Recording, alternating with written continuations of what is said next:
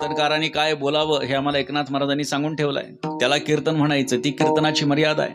सगुण चरित्रे परम पवित्रे सादर वर्णावी, सज्जन वृंदे मनोभावे आधिवंदावी, संत संगे अंतरंगे नाम बोलावे, कीर्तन रंगी देवा सन्निध सुखे डोलावे, भक्ती ज्ञाना विरहित इतरा गोष्टी न कराव्या, प्रेम भरे वैराग्याच्या युक्ती विवराव्या, जेणेकरून अंतरी मूर्ती ठसावी श्रीहरीची, ऐसी कीर्तन मर्यादा आहे संतांच्या घरची. अशी संतांच्या घरची कीर्तन मर्यादा एकनाथ महाराजांनी सांगितली आहे.